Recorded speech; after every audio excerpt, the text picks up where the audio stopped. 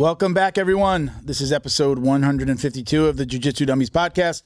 We are brought to you by Black Belt Digital Marketing. Anything you need to build your business on or offline, that's website design, Google Ads, graphic design, printing, we can absolutely help.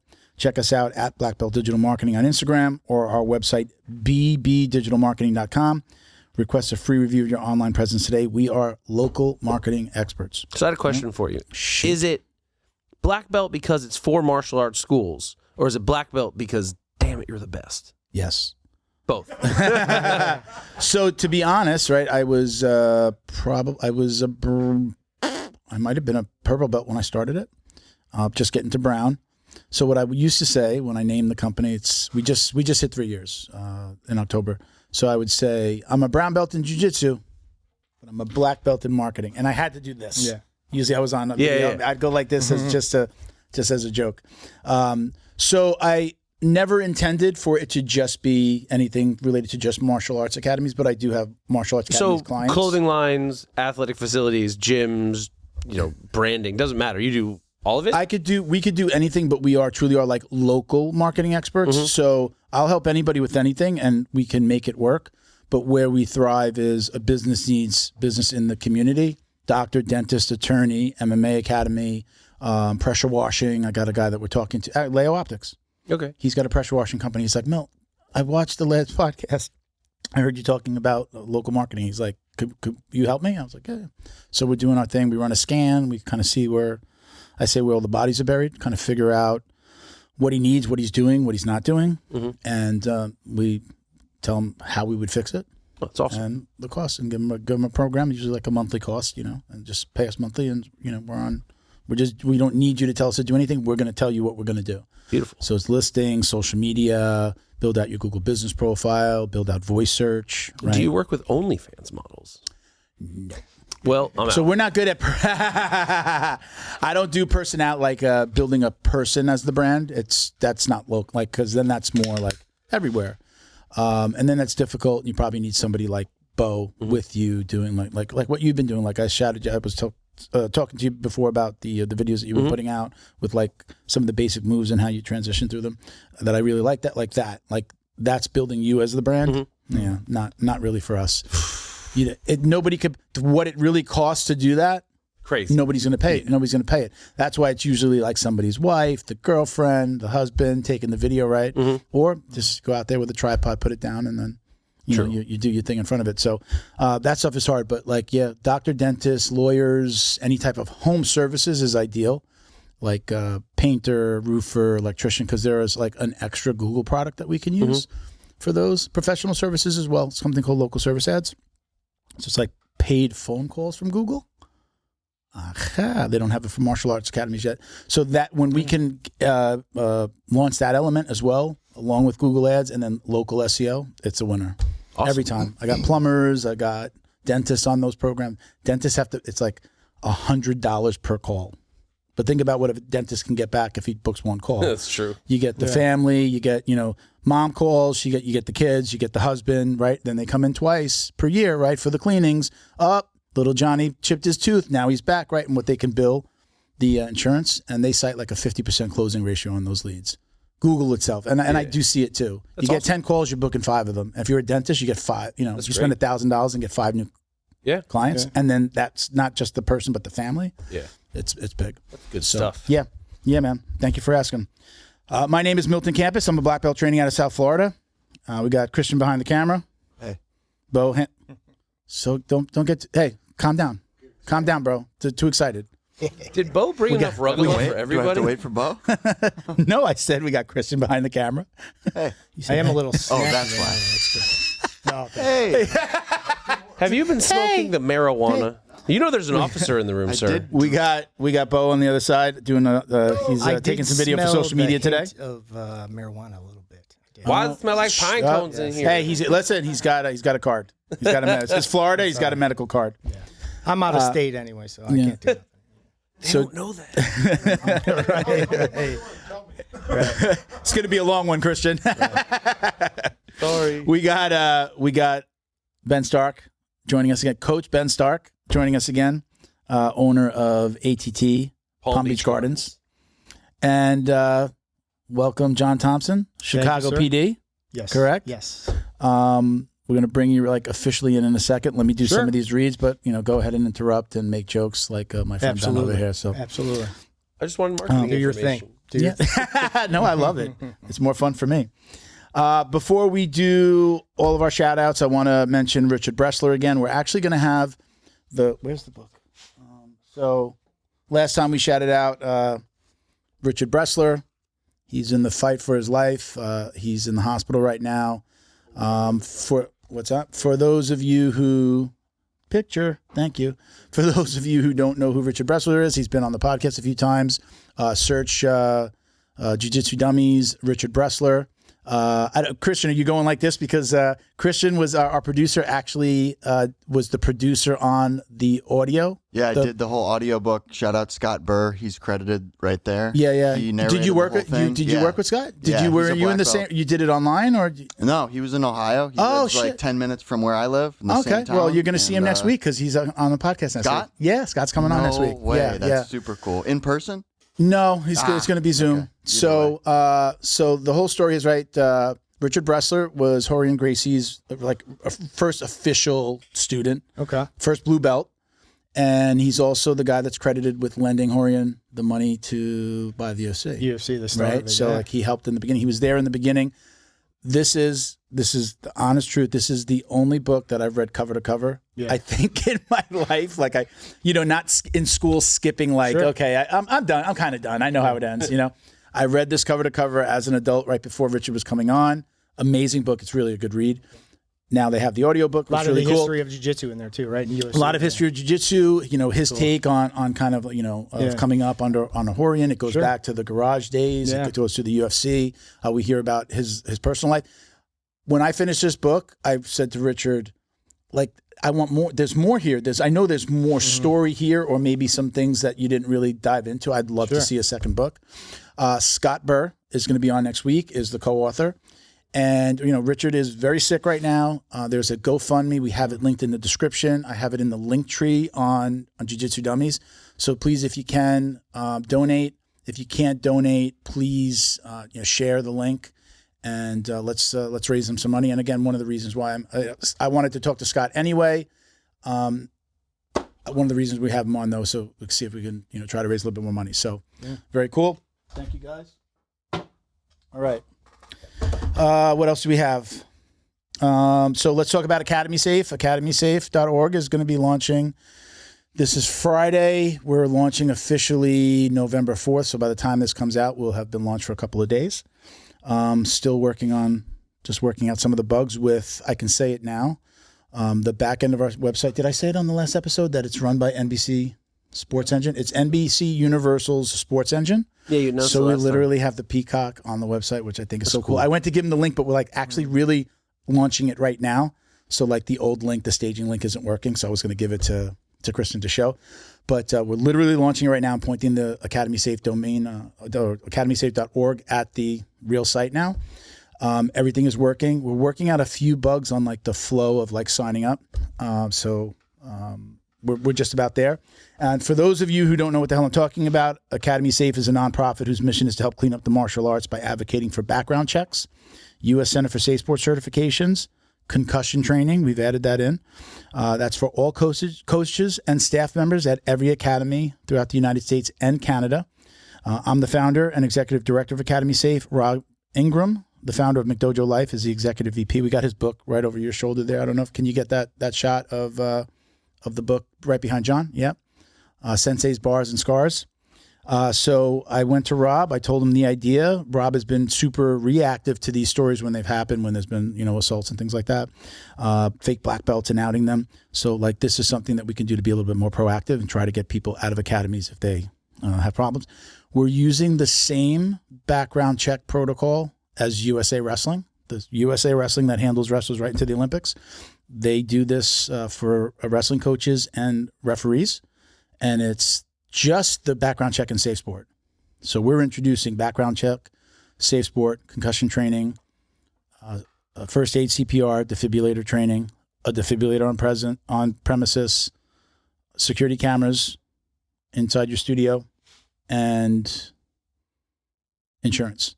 And you asked me last time, but everybody has insurance, but a lot of people let it lapse. So we're going to be on top of making sure, hey, it's expired. Make sure it's current, yes. Yeah. It's expired because you can get it the first year and then let it expire. Nobody's knocking on your door being like, okay, we're closing you down, right? Unless somebody finds out, right? So that's why it's important. So as a note, you don't have to sign up and do all that stuff in 10 minutes. You can sign up, get your background check, do your safe sport certification, do your concussion training. Those are the first 3 things we want you to do. And then over time, you can get those other things done. We can point you in the direction of a couple of companies that we're working with, like Avive for defibrillators. And I believe they're going to have a leasing program that we'll be able to talk to people about, but they're going to give a discount on AEDs. And they offer some payment options, so it'll be a little easy to get a defibrillator. It's like, oh my God, they're so expensive. They are working with NFL players and I believe the NFL directly. There's a couple of nonprofits, NFL guys who have nonprofits. One guy, his father died of a heart attack, so he started a nonprofit. So like this is near and dear to him. He's working with Avive. So the guy, who's I was telling you the story before. Who's the guy that got? I'm not a big football guy, so he was the NFL player that had the heart attack and got hit and had the heart attack. Buffalo Bills player. Yeah. I don't know his name. Christian, yeah. Do you know football? We don't. Nobody. A bunch of guys that know nothing about football talking about football. Well, that guy. The doctor, I don't know that they used a defibrillator on him, but they were, when we were talking to them, they said the doctor carries our defibrillator. It's a mobile defibrillator. Like if you were going out to a competition, or you can bring it with you from your academy. It's small. You put it in your bag. Yeah. Take it to a competition. Maybe nothing. Nothing happens to your guys, but something happens to somebody, and really need it. I had a heart attack, so this is something that I think is important. Yeah. And what I've learned is, even when I've been in places that have the defibrillator, nobody knows how to use it. Yeah, that's true. They're not. You have it. It's all show. Yeah. It's all show. It could be nobody's monitoring it, and nobody knows how to use it. Right. So this defibrillator with the Vive is basically it's latest and greatest. There's an app. It'll tell you, send you an alert when it needs to be recharged. If you use it, it sends them an alert that it's been used. Mm-hmm. If you're an academy owner, let's just say you are, you're Eddie Bravo. A great example, right? Yeah. You're Eddie Bravo, and you've mandated that all of you're mandating to every one of your academies, you need to get into the Academy Safe program. If he wanted to, and then he mandates that everybody has to have a defibrillator, he could monitor every one of his academies in his app and see who's got the defibrillator charged, who's used it, where they are. Yeah, it keeps all that all data. in an app. So from a franchise perspective where there needs to be some type of control maybe or monitoring, you'd be able to do that. So it's an amazing company, amazing product. So I don't want to just focus on that. We want to make Academy safer. And I think we're not asking anybody to do anything. I think that's not the norm. No. That they're not supposed to be doing already. Right. You're supposed to have a defibrillator. Yeah. You should have first aid and CPR certification. You could totally eat that on air. Go to town. And the background checks for the instructors. A lot of these things. Yeah. Cheers. You want to sip of my coffee with that? No. What is that? Arugula? Hit it, brother. You don't have to hide it. You're hungry? Good. He's taking it. Eat it. Chomp down. Go ahead, John. I'm sorry. But yeah, the Academy Safe, it's a great idea. And then, it's good for the consumer too, the Jiu-Jitsu consumer that doesn't, actually know, who is who and understands, who they're training with. A lot of, if you're in the Jiu-Jitsu community, you understand oh, this is, Eddie Bravo, I'm going to train with him at 10th Planet. But, there's a lot of smaller gyms, a lot of other places, and it just kind of sets, raises that bar a little bit for these martial arts academies. And you're, going in with your family and you're going to be in a safe environment. I think everything I listed there are things that you have to do already. Like you said, the business insurance. Well, I got to do that anyway, right? I got to do that again. No? But now somebody kind of keeping an eye on that for the consumer, for the parent. Yes, they have, we're going to remind them hey, this needs to be renewed in a month. So we're doing things that they're supposed to be doing already. I don't think there's anything in there other than actually you have to have a defibrillator, but then there's no requirement to get the training on it. Do you know if you're supposed to have a defibrillator?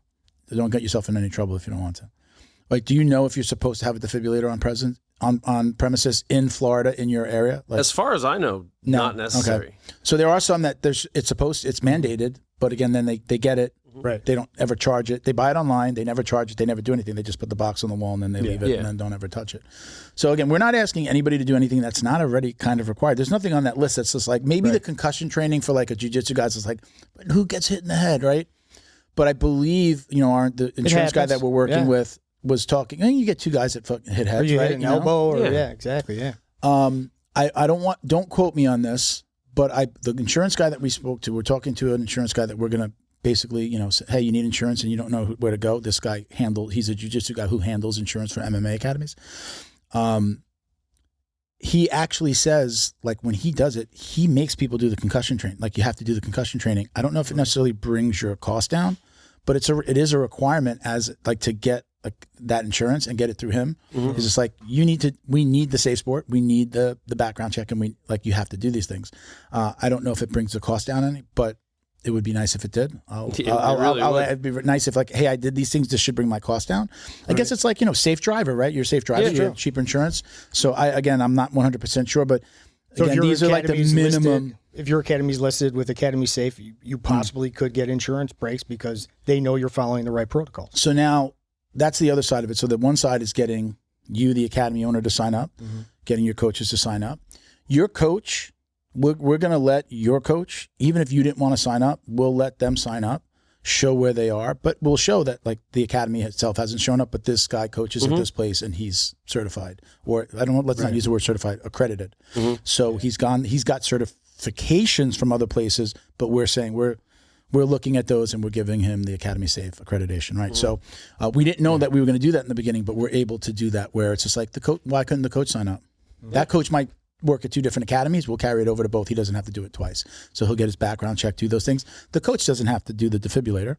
He doesn't have to have a defibrillator on premise, and he doesn't have to have insurance. And those things aren't listed under his version of the sign up. So it's academy owner, and then it's coach and staff. And it's 2 different. It's $99 a year for the academy owner, and it's $75 a year for a coach. And again, if you've got coaches, how many, right? Coaches at 3 different academies, we'll show him all his academies, put his name right under there. So there's the sign up side for the academy, and then there's the listing side for the coaches, the user, the user looking for an academy. Right. So we want it to be like, well, I'm looking for academy. How do I do this? Yeah. Right. Well, Academy Safe comes up, and people can search through the database. These are our certified academies. And see, okay, the owner, the coaches, everyone has it. Okay, we've listed them as accredited by Academy I think it would be a massive sales point. Like, that's why once it goes live, I plan on getting involved.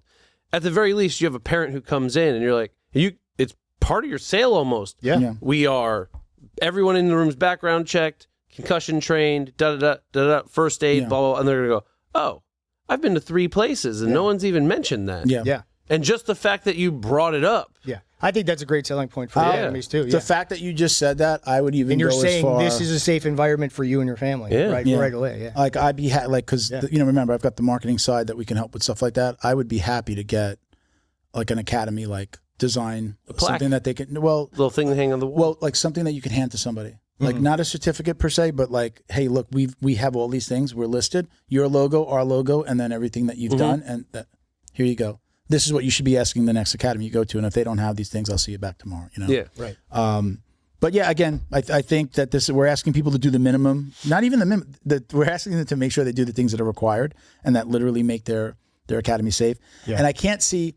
If at very least you're like, I can't do all those other things, but I'd be really interested in doing the Safe Sports certification. And I want to get background checks for my people. Let's do it. Yeah. We'll show that you have that. We're going to show you listed, but we're going to show that you have you done security cameras not confirmed. Business insurance not confirmed. There's going to be a lot of gyms that don't have an AED just because of the cost, but they can have 6 out of 7. We're still going to list. Yes. Yeah. So it doesn't mean that I didn't do everything and they're going to put a. No, we're just going to show what you have and what you don't have. It's the same thing as a coach.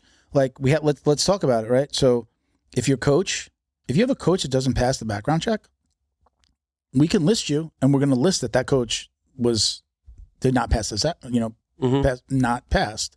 So we're going to show that. So they're still going to be listed. Not passed like any criminal history, or like are we looking for specifically SA violent crime stuff like that? So we're going with, again, USA Wrestling. We're doing the same thing that they're doing as they go right there. That's the organization that takes athletes to the Olympics.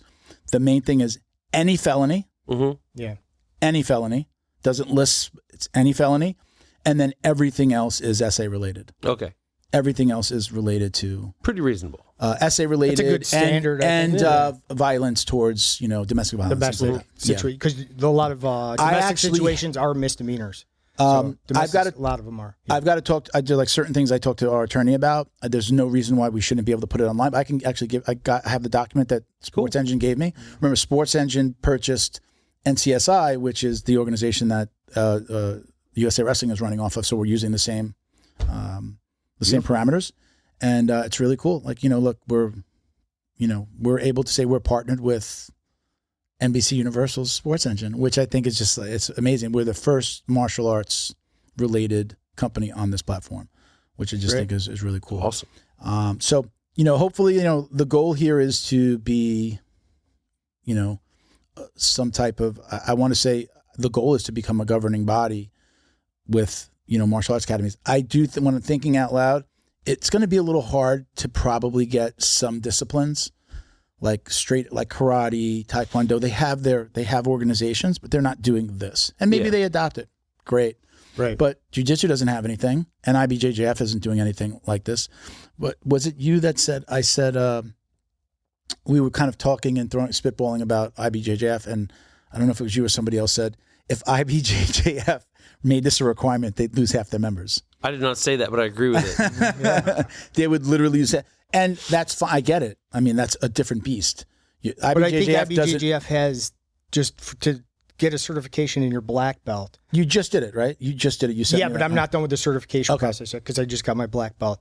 So I did. So I renewed with them. I can compete as a black belt in IBJJF, but the certification process is you got to be CPR certified and AED certified, and then it's background check, and then you take the rules seminar. Okay. So I could put, black belt on but if I put certified IBJJF black belt, that's different. And you have to go through these steps, and there is a cost to that. And I'm planning on going through that process. It's just been, I just got my black belt. So for something like that, right, that's like competition, because you're doing that now, is it like you have your black belt and you're also saying, I am going to coach? Or no, if you're going to be a black belt in our organization, you have to do these things?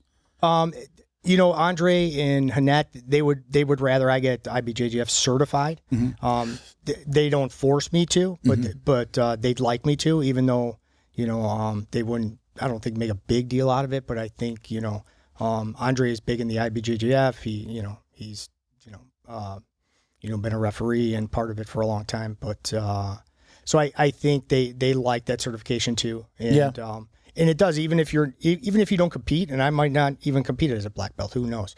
But I think at least people know when it says certified IBJJF, they know that it's kind of like the gold standard. Okay, he did get his black belt. It was checked out. Yeah. He got it from a legit person, and he's background checked, and he knows the rules. So we're actually doing the belt and lineage check. So like if you sign up, you can upload your card. Says, where did I get my black belt? And then it asks for the name, phone, and email of the person that gave you. And that's what IBJJF does. Yeah. So I am a black belt under IBJJF right now because Andre certified me, and through that. But it's I'm not certified IBJJF black belt yet until I finish the process. So there is a small thing, but I don't know if they have anything.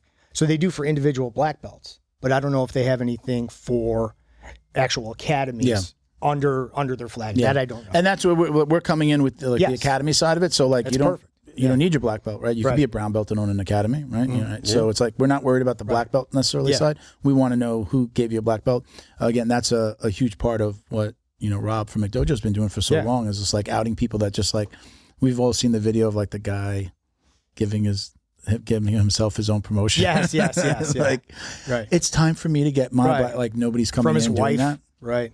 Have you seen those? Yeah, I've seen it. Yeah. I've seen that they existed. I'm too empathetic. I get embarrassed for other people. So I see that and then I just blush and stop watching. Yeah. Do you have somebody that, because I mean you're doing mostly, are you throwing on the gi at all? Yeah. Do you have somebody who's your?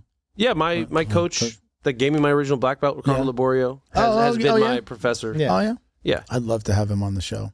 He's in Orlando. But most people in the jiu-jitsu community, when you say I got my black belt from someone, they know. Yeah. But not a lot of people know that. Yeah. You know, they don't know who these people are. And I think jiu-jitsu has grown so much. And like you talked about the history where they were starting in the garage. And I remember I talked to Chad Lyman about, you know, he started in Portland, and he said the highest rank in Portland was a blue belt. You know, it was like Hickson Gracie was the black belt, and there was a couple other black belts, but it was like, there wasn't a lot of black belts in the country. Yeah. You know, even when I started jiu-jitsu, I didn't even think it was really obtainable. I was like, I can't get a black belt. That's I don't for, think it was widespread until like after 2010. Yes. And then it really started taking off. But before 2010, I mean, you might be lucky to train with a purple belt somewhere, and they'd be coaching and running the academy and everything else. There was like black belt was a much bigger deal. So there's a lot more black belts in the United States now. Florida's super lucky. Yeah. Literally 2 blocks down the road from this studio is where American Top Team started. It's a 750 square foot school. Yes. You know, it's still there. It's the Boca Black Belt Academy. And I just got lucky that I went to college 2 miles the other way. Exactly, right. Yeah. Because if I lived anywhere, Port St. Lucie, settle. Zero. Nothing. You know? So it was hard to find black belts to train with in this country. And I live in Chicago, which is great. There's black belts everywhere. I've got Andre Terencio, you know, who's been training forever. Hanette Stack, who's a black belt, 7-time, you know, world champion, IBJJF Hall of Fame, you know, ADCC champion, you know, so it's like, and she's 3 blocks from my house. And these are the people I train with. Yeah. But you talk to some other people in the early 2000s, like when UFC was coming up and jiu-jitsu was growing, you know, they would have to travel 50 miles to train with a black belt, or you know, so it's so that just shows how much the sport has grown in the last, you know, 10 to 15 years. Absolutely. You know, you mentioned Laborio. We interviewed Zizinho. Do you know who Zizinho is? It's like I don't know if it's like officially like his Shane godson Rivera. or it's is that his name? I don't know Zizinho. I follow. He's a 10th Planet guy now. Yep. He does. Do you know him? Yeah. I've known Shane for 15 years, if not more. I mean, I think I knew Shane kind of from like the hardcore punk rock scene before I really knew him from jiu-jitsu. Really? Yeah, I'm coming across people that years go by, and I'm like, did you used to drink? Shane was a straight edge kid, so he just came from the shows. Yeah. But like, it's happened more than a few times. So just like it's like just a small world. So I interviewed him. He was gonna try to bring Laborio down. I think we talked to him. I've extended an invitation just like on Instagram one time. He's like, yeah, I'll let you know when I'm down. You know, kind of one of those. So my stepdaughter goes to UCF. Mm-hmm. He has the UCF program, right? So the other day, this isn't necessarily just a Laborio thing, but I guess like you could take a class. Mm-hmm. So my stepdaughter's boyfriend is taking a class. He's in the class. And this is right around the hurricane, like Hurricane Milton's barreling down on them, right? Mm-hmm. So some kid said, somebody said something about the hurricane, and a kid goes, yeah, I used to train with a guy named Milton down in Coral Springs. And he's just like, what? You know, how many Miltons are there training in Coral Springs, you know? And he's just like, what? And he's like, yeah. The boyfriend starts talking to this kid. He's like, yeah, podcast, this and that, jiu-jitsu. He's like, holy shit, that's my girlfriend's stepdad. Small world, but they're taking that. Because there's the class, and then there's like, I guess like the intramurals. I don't know if he does. Is he teaching the class? I think he teaches everything. Because these guys are like taking a class now. There's a class. available. It's an accredited course. Yeah. Oh wow. Yeah. Like, man, I took yoga. I took Tai Chi in college. Yeah. Hey, you got to get your 2 credit elective. Yeah. I mean, I have a dual bachelor's, and I still had elective credits to burn. Yeah. So I took jogging. I took a 2 credit jogging class. What college is that? FAU. Yeah. I took a 2 credit running class, right? And we had to write papers. So I was writing about hydration, and I used like a math equation that I copied because it's math. And the TA who ran my jogging class tried to say it was plagiarism and get me in trouble because I didn't cite the math. The source of the math. Like, that's someone else's quote. It's not quotes, numbers, dude. It's numbers. See? You got to footnote it. Somebody you got to footnote it. Right. Yeah. Right. But I did. I was like, footnote this equation. I guess maybe you could footnote where you got it from. Right. And like, but that was all in there. Yeah. She's like, no, this is direct. I was like, it's math. There's only one way to do math. Exactly. Yeah. Like, Nobody 2 + 2. math. That's not yours. It's like you're teaching jogging. Right. Stop it. Nobody owns math. You realize that we're taking this for why we're taking this course. Right? Yeah. Yeah, let me get to a couple of these other shout We're outs. still on the ads, guys. Yeah, so we finished up with Academy Safe. So check out academysafe.org. As of the airing of this, we're official and we're out there. And if you have any problems signing up or anything like that, just reach out. There's a phone number and an email right there on the site. I'm going to be the guy picking up the phone, and I'll walk you through how to get signed up. Is it a cell phone? Can you text it? You can text it. Why? You know what you guys got to do. No. Wait. Don't flood me with bad texts. Funny enough, I have to do something with that. Like, there's a new verification on that phone number of to the platform. Like, to continue to be able to text back, I have to like do this whole certification now that was never there. Oof. I just got the email in the car right up. I've done it for clients, and it's such a pain in the ass. I'm like, I'm just not even going to do it. So you could text me. I'm going to have to like call you back. So thank you to our friends over at Flow and Roll. Hands down, the best custom gi and no-gi gear in the business. Visit them on Instagram at Flow and Roll. It's flow_n_roll. Check out their custom designs they've created for academies and competitors across the country. Visit their website, flowandroll.com, and get 20% off with code JJD. Right. So if you're a gym owner and you want to learn about their pre-order program, which makes it real easy for you to stock up, reach out at flowandroll@gmail.com. Or you can go to their website and fill out the form right there on the homepage. Again, it's flowandroll.com. Let me see something. I got some gifts. I'm going to do gifts early. Not you. Wow. You got shit already. But it's the holiday season. What size are you? I'm thinking large, right? Seven and a half. I might not have a... So that's... Do you like a long sleeve rash? Do you like long sleeve rash guards? Absolutely, yes. Okay, so this is a... We're going to do layout optics as well. Nice. This is an XL, but they run a little small. Yeah. I can make that happen. Here you go. Layout optics. Oh, fantastic. Right here. Woohoo. Thank you very much. Awesome. There you go. All right. We did a custom rash guard with. Very nice. Oh, here's a large. This is the rash guard we did with. I did bring 2 hats. Oh, so nice. If you want to fight him for one. No, sweet. I thought those were for. I have a very awkwardly shaped head. I'm not a hat person. Didn't even I think notice. they're adjustable. Oh, really? Did not notice. Way to lie to your friends. Unbelievable. So this is the Peace Love Jiu-Jitsu rash guard that we did. We have the shorts too. I ran out of shorts, but it was. Oh no, that's cool. Yeah. So it actually, I said I had a heart attack before. That was kind of why we did the heart. Nice. Right. That's an actual shaka there with the hands doing a shaka. That's sharp. Yeah, I like that. So this is that's a large. They're more like kind of. It's more a than any other. It's very well made. It's really like true to size too. Yeah. Like if you wear an XLT, you could wear the XL like rash guard. A lot of times the ones that come from like Pakistan and stuff, it hugs my curves in such a way that it's very flattering. No, absolutely. Yeah. No, very nice. Thank you very much. My friends have told me, I'm like, do I look fat in this? It's like you always look fat. What are you talking about? Does this make me look fat? No, the shirt doesn't make you look fat. The fat makes you look fat. right. Have you had anyone wear a rash guard on your podcast, like John Danaher? No, I haven't. We haven't had a John Danaher. We can have a first. Dude, right. I'm gonna get something a size too small, and I'll see you in a week. Yes. But you got to get a fanny pack too, though. I have.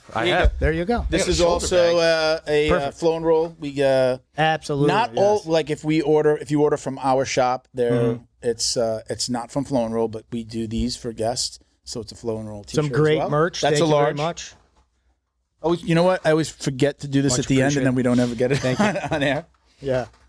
So check them out again, flowandroll.com. Then we have Leo Optics. I gave you the Leo Optics. These are the bamboo sunglasses. Love them, right?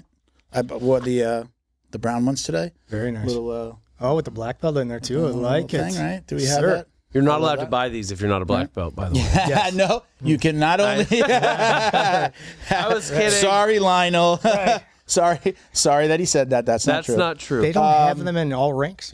Yes, you can actually request it at checkout. You can? Yeah, you can request it. They'll put the little right between the white lines. They'll do it. So shout out to Leo Optics, go-to brand for sunglasses and apparel featuring their unique bamboo sunglasses. Born in Southern California, their products embody the BJJ lifestyle that we all know and love. Right? Visit leooptics.com and use code JJD for 10% off your order. And that is it. We actually got through it. Lovely. Nice. Right? Only a half hour of talking about. No, we went off. Let me give you a little bag, right? So thank you, sir. That one, the rash guard's free. This is $30. The bag is $30. Okay. Yes. You can charge my credit card. John, welcome. Yeah. Credit card on file. Right. Thank you for coming out, John. Thank you, sir. So Thanks for having me. We booked this a while back, and then when I was text you, like I always text to confirm the week of, and I'm like, all right, we'll send you the Zoom link the week, and like right before, and you were like, no, I'm in town. Yeah, I'm here. in town. I'm coming over. Here. I'm going to be there. So I love having. I'm glad I love could be having here. people down here. What we were talking about it before. Were you down here already? You were visiting somebody? Were you visiting your dad? You said I do have family down. I was going to. Yes. Okay. So you flew in just for us then? I did. I did. Yes. Oh wow! What an honor. I've got family in Marco Island, Florida, which isn't too far. So I'm usually on the West Coast. The West Coast side on the Gulf side, but my first couple hours in Boca have been great. It's nice. Very nice. Very cool. I'm glad that you could join us, and I'm glad that you came in person. Yeah. So Chicago PD, huh? Yes. Chicago police officer for 9 years. Still working patrol. Previous to that, I was a Cook County Sheriff's officer. So you've been corrections. Okay. Worked in the jail at the Cook County Jail for 4 years. Okay. So must have been a lot of fun. Oh yeah, I've got some stories, so we can talk a little about that. And I'm not here representing my department. I'm just then what are you doing here? Right, then? Exactly. No, I'm just a beat cop that trains jiu-jitsu, and my main goal is to help officers get on the mats and introduce them to jiu-jitsu, and that's kind of how this started, and it's kind of taken off from there, and it just keeps growing. I started this podcast because I'm like, what a great way to reach out to other people in the industry and talk jiu-jitsu, because jiu-jitsu people like to talk about jiu-jitsu. That's what we do. Yeah, a little bit. After class, you've got to kick guys out of here while you're cleaning the mats, probably, and like, get out, quit talking about jiu-jitsu and go do something. But so that's how it started, and it really started, the Instagram and the podcast stuff within that stack. So shout out to my professor in that stack.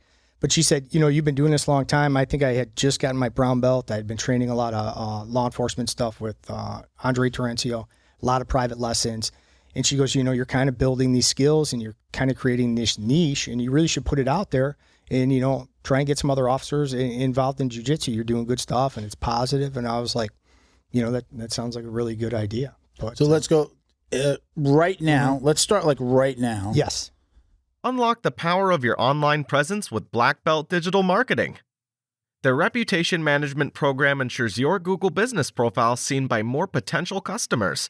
Black Belt Digital Marketing is your full-service digital marketing agency specializing in local SEO and reputation management. Boost your business today. Visit bbdigitalmarketing.com. Your success is their priority. Special thank you to the crew over at Flow and Roll for all their support. Flow and Roll is renowned for their incredible no-gi rash guards, shorts, and leggings. Flow and Roll has quickly become the premier custom apparel provider for academies big and small throughout the United States. Reach out today to discuss your custom order and ask about their incredible pre-order program. You can send an email to flowandroll@gmail.com or visit their Instagram @flow_n_roll and shoot them a direct message. And yes, they can create an awesome custom gi for your academy as well. Visit flowandroll.com to check out their awesome designs, and remember, you'll get 20% off your purchase of t-shirts, rash guards, or gis with code JJD. How is the Chicago Police Department, or are they embracing jiu-jitsu? Are they embracing this like we're seeing throughout other parts of the country? I mean, it's been slow and steady, but I think it's like, well, this is just obvious that we should know this thing. It's slow in its early days. It's kind of started early this year in May. Jay Wadsworth with EFC. Sure. Who we had on last week. Yeah. Did an instructor seminar. So it was called Train the Trainer. And so I took his 40-hour course too. I'm an EFC level 1 instructor. And by far the best police training I've had to date. Yeah. Fantastic. And I was brown belt at the time I took it, which is, I think, good for me because jiu-jitsu teaches you the skill set that you need. But when it comes to law enforcement, it's a weapons-based environment. It's a different environment, and there's certain things you don't want to do in a law enforcement setting on the street that could be a problem, which wouldn't be a problem in sport jiu-jitsu. Jay, who's been working on this for 20 years, really made that leap from sport to law enforcement, and the combination is great. So I was kind of at perfect time, kind of in my jiu-jitsu career, at a brown belt level, and had some good skills. So when I came in to his training, it was fantastic, and I'm so happy I went through it. Just he really bridges the gap. Great. I did a seminar, not with him. I did a seminar with somebody else down here in South Florida, and for anybody that's just like, of course, jiu-jitsu is great for law enforcement. I already do jiu-jitsu, but you need to train like the cuffing side of things. Yes. Yes. 2-on-1, right? Yes. Two officers on one person, tying up the legs.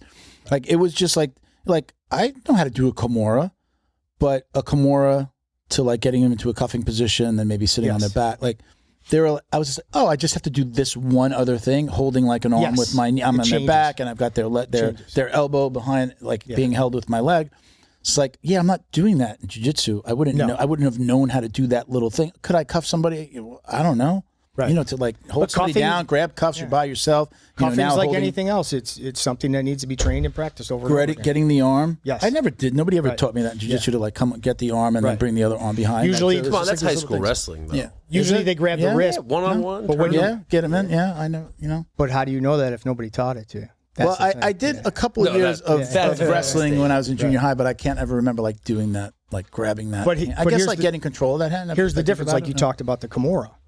If I'm a single officer by myself and I'm dealing with a subject and I lock up a Kimura on his right arm thinking I have good control, all of a sudden now my two hands can't do anything. He still has a free hand. That free hand is probably going to come around right to my waist where my weapon is at. Mm-hmm. So maybe in certain situations, that's where we go over. A Kimura isn't the best thing. Which would be better would be a 2-on-1 or a wrist weave. You've created the angle. You're facing the subject. You can watch the weapon arm. So he's really taken that deep dive into what are all these problems that could occur on the street and what is the best way to solve them. And it's really solved with jiu-jitsu and grappling. But like you said, it's just tweaks. You got to tweak it a little bit. Yeah. We don't do the mount. And when I took training with Jay, he's like, I'm going to show you why we don't do the mount. And he shows it to you. And he goes, because you have 3 reactions. And Jay's got data for, weeks. You ask him a question, he's like, because this, and this. And you're like, okay. That, he backs it up with data. So most of the time you get like 2 or 3 reactions when you're mounting somebody. And one of them is to come up and grab. Even the untrained person comes up and grab like that. So when you're a police officer on top, now what don't you have any access to is your belts. Right. And they're below you. So we train knee on belly, knee on back, stomach up positions, stomach down positions. So it was just fantastic training for me. And are there any really stupid rules or regulations in Chicago like they did in New York where can't be on their back, no knee on belly, no no choking? Can you, is that have they adopted choking, things like that as well? Choking is only lethal force. We have a lot more restrictions now. It's gotten tighter. I don't think it's gotten like New York, but our rules on use of force are very, very strict.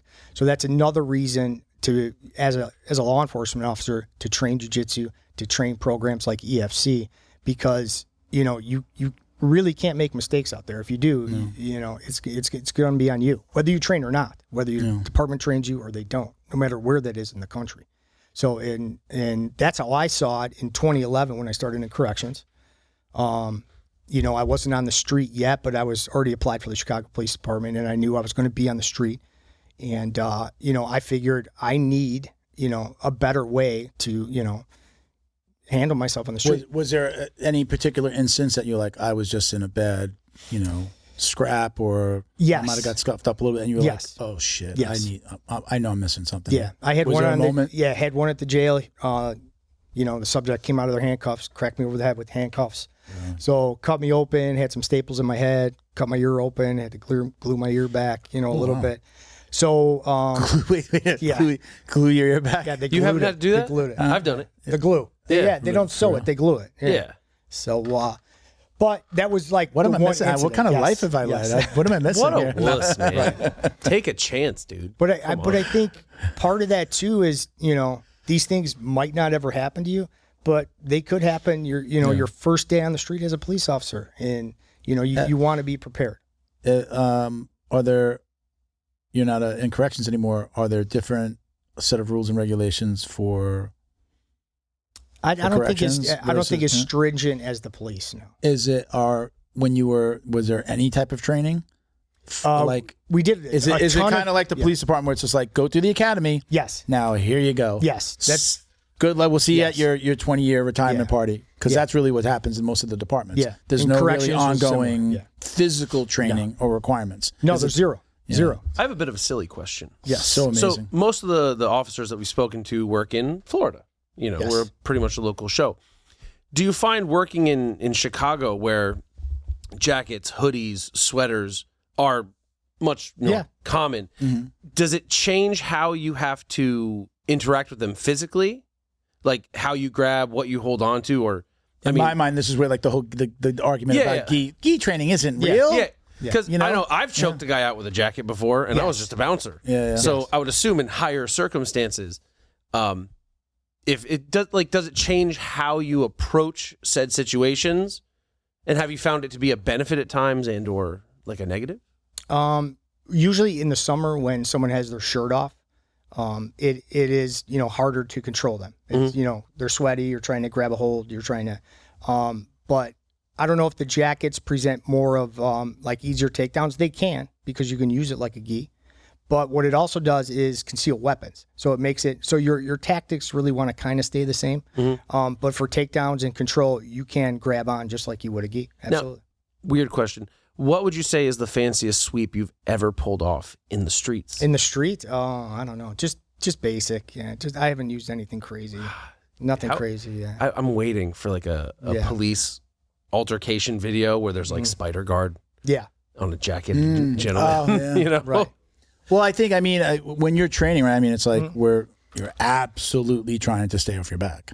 Yes, absolutely. This is like, there's nobody pulling guard in ESC training, right? There's no pull guard level 2 certificate. That's not realistic for competition, guys. Come on. And I consider myself, I like close guard, and I like to be offensive from close guard, because I'm older, I'm slower. If I can't get to the top and stay on top, I'm going to, lock you up in my guard and start going for arm bars and chokes and all those things, and just really kind of suffocate you in. Yeah. Because, that's kind of my game. But on the street, absolutely not. You want to get up, stay up, be on top, stay on top. I would think, again, you're not a corrections officer anymore, but we haven't really talked about that. We've talked about law enforcement, but like this, you're in a closed environment. And outnumbered, and like really outnumbered, drastically outnumbered. Yeah, we need to get a corrections officer on here and find out what's going on in that world, in that community. You got one. You got a retired correction officer. Yeah. So I'll tell you what happens. I walk into a tier with a key and a little thing of mace that's this big. That's all I have. Those are my tools. And they don't get paid. And then my partner stays at the door to watch me. So now you're in an environment with 22 grown men, and if you think you're the toughest guy in there, you're mistaken. And that's a big mistake, to think that you are the toughest guy in there, because they have the numbers in there. But if you're trained or well trained, you might be able to survive an encounter in there, because you might have to wait 30 seconds, a minute, 2 minutes. For help, right? Yeah, exactly. So training still helps in those environments also. But that's one of those reality checks too, where it's like, you're not going to be the toughest guy around.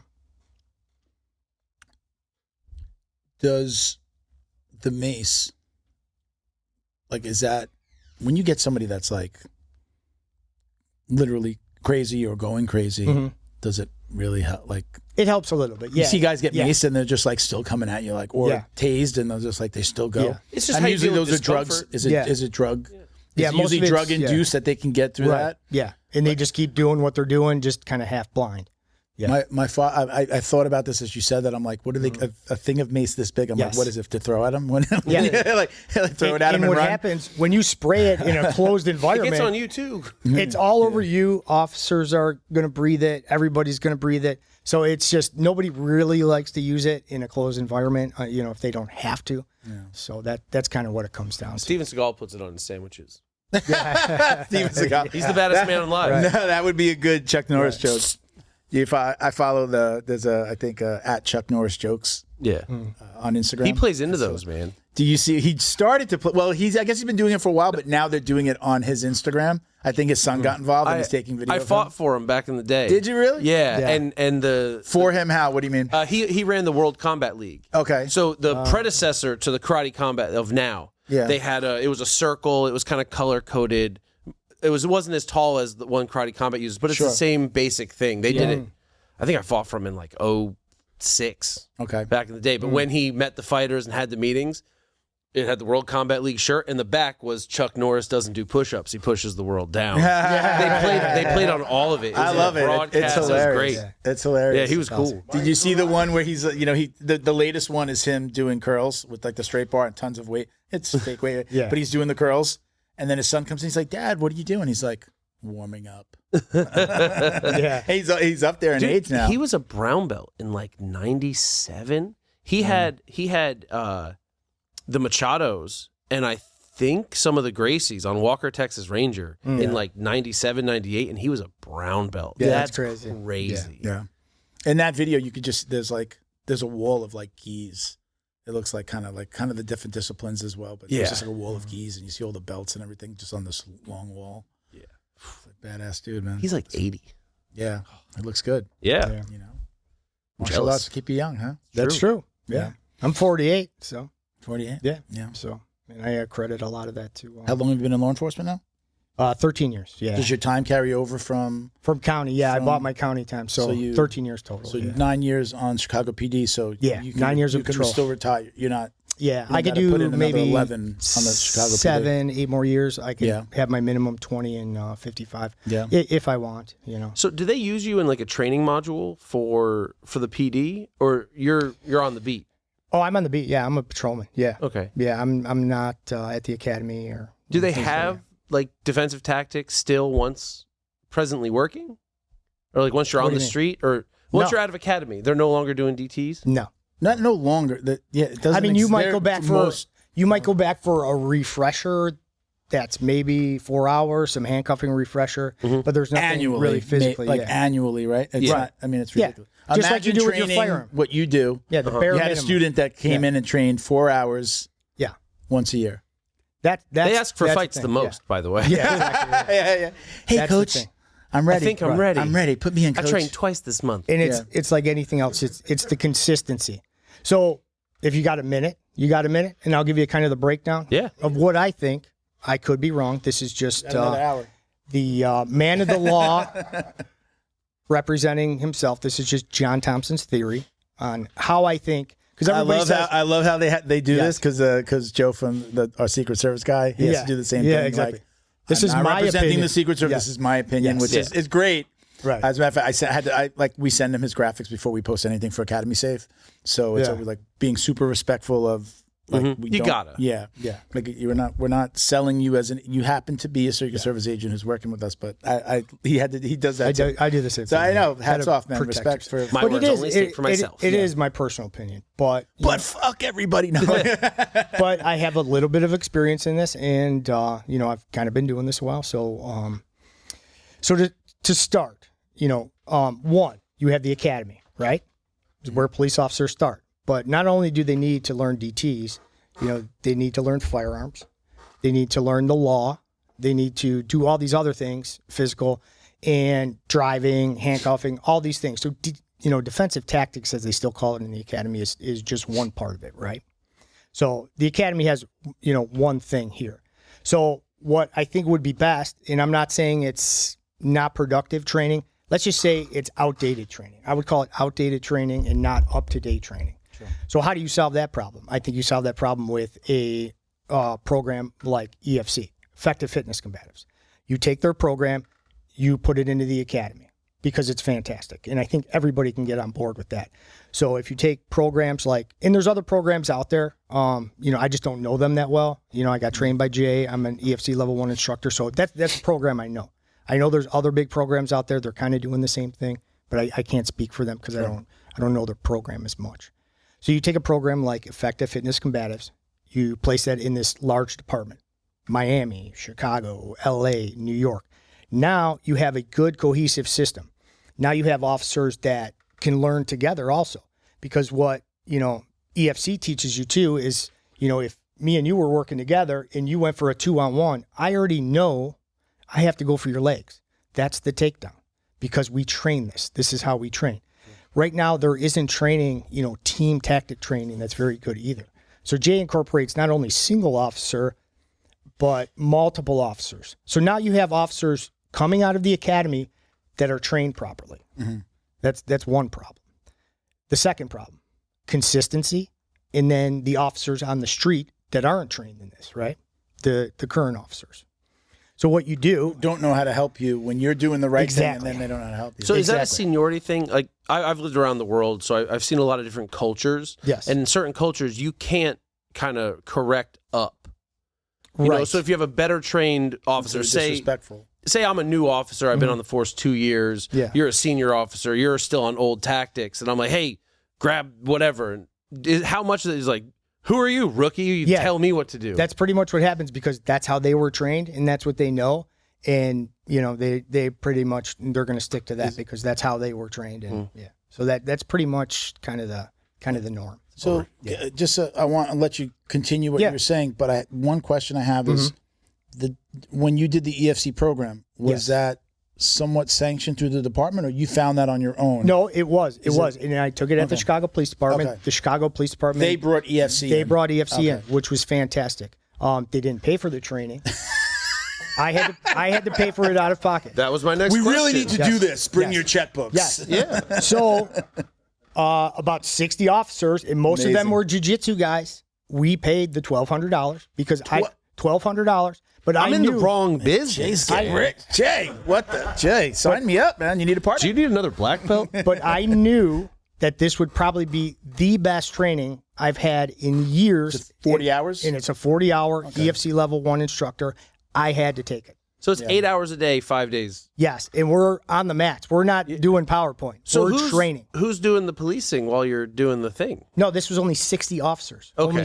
Only 60 officers were allowed. Were allowed to take this. Okay, that makes sense. Yes. So you got paid for the time, but they didn't pay for the class. Right, didn't pay for the class. Come on, should PD do better? So, that pay covered like 25% of it. So basically, now you have 60 officers that are EFC level 1 instructors. Mm-hmm. So if the police department does implement it, now they have a pool of instructors to start teaching. So I mean, is it like a writing on the wall that this is what's coming? Yes. Was this a test for them? Is this the first time they ever did this with anyone? Yes. So I think it's coming in its early days. Do you feel like you personally, you want to be part of this where you would instruct? You literally, I mean, they put you through an instructor course. So yes. Does that change? Would you be coming off the street, or would it be like, hey, once a month you come off the street and you're going to teach a class? No, this would be full time off the street. Change your but that's a job right there. But will that happen? I don't know.